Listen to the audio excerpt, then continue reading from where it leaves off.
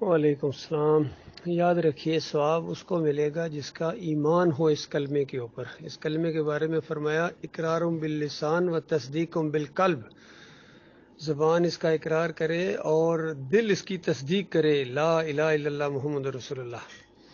اس کا معنی سمجھو اللہ کے بندوں کہ لا الہ الا اللہ، اللہ کے علاوہ کوئی الہ نہیں، اللہ کے علاوہ کوئی داتا نہیں، دستگیر نہیں، مشکل کشار نہیں، حاجت روا نہیں، غریب نواز نہیں، واسطے وسیلے کے لائق نہیں، رکوع اور سجدے کے لائق نہیں، کوئی قانون ساز نہیں سوائے اللہ کے۔ تو اس کا مطلب یہ ہے کہ اب یہ یا رسول مدد، یا علی مدد، یا غوث مدد نہیں چلے گا۔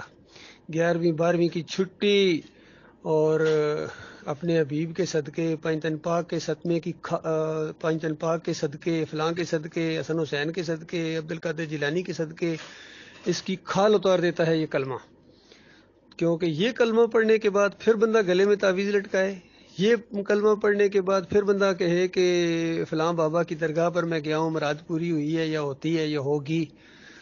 تو جس طرح مورتی پوجا کرنا جرم ہے، شرک ہے، کفر ہے، اسی طرح دربار پوجا کرنا، مزار پوجا کرنا، درگاہ پوجا کرنا، گنبد پوجا کرنا، عرس اور میلے کرنا، چادریں چڑھانا، یا علی مدد کے نعرے لگانا، 10 محرم کی سبیلیں اور یہ حلوے اور یہ حلیم گھوٹنا، یہ سارا کفر و شرک ہے۔ ٹھیک ہے، لا الہ الا اللہ پڑھنے کے بعد یہ سب چیزیں ختم ہو جاتی ہیں، اور پھر محمد رسول اللہ، محمد صلی اللہ علیہ وآلہ وسلم اللہ کے رسول ہیں، یعنی آخری رسول ہیں، ان کے بعد اب کوئی رسول نہیں، اور ان کی پیروی کرنی ہے، ان کے پیچھے چلنا ہے، وہ ہمارے قائد اعظم ہیں، اور ان کی ہر بات حق ہے، اور ان کی بات کے مقابلے میں پوری دنیا کے لوگ گلے پھاڑ پھاڑ کر کہیں نا، جو بات جو مرضی کہتے رہیں، ان کی سب کی بات قابل رد ہے، مردود ہے۔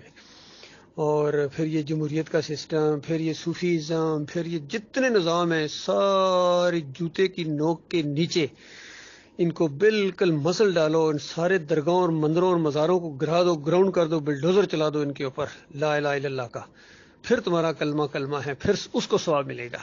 باقی یہ 11ویں کھا کے آ رہے ہیں اور تعریفیں کر کے اور جناب یا علی مدد کے نعرے لگانے کے بعد وہ کلمہ شیئر کیا جیسے ثواب ملے، کسی کو کوئی ثواب نہیں ہے۔ نہ ان کے لیے نماز ہے، نہ روزہ ہے، نہ حج ہے، نہ عمرہ ہے، کوئی عمل ان کے لیے نہیں جن کے عقیدے کے اندر شرک ہے، کفر ہے، منافقت ہے۔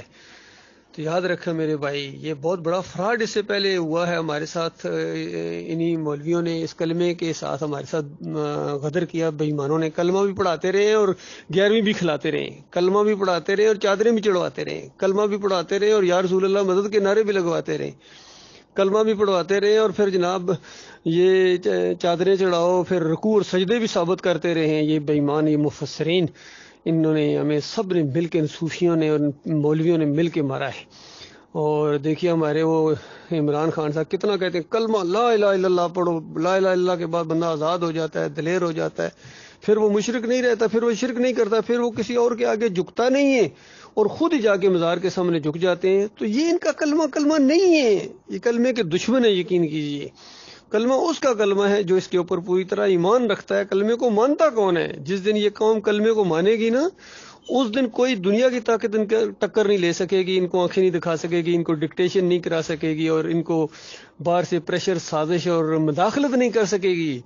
آج کہتے ہیں سازش نہیں ہوئی ہے، مداخلت تو ہوئی ہے، سازش نہیں ہوئی ہے، مداخلت۔ بتاؤ، سازش کے بعد مداخلت ہوتی ہے؟ ان جانوروں کو اتنی بات بھی نہیں پتا ہے۔ یہ غلاموں کے غلام ہیں، تو یہ کلمہ ان کو آزاد کرا سکتا ہے میرے بھائی۔ یہ بڑا بھاری کلمہ ہے، لیکن سمجھ کے پڑھو، سوچ کے پڑھو، مان کے پڑھو، تب اس کی برکتیں ہیں۔ اللہ تعالیٰ غور و فکر کرنے کی توفیق عطا فرمائے۔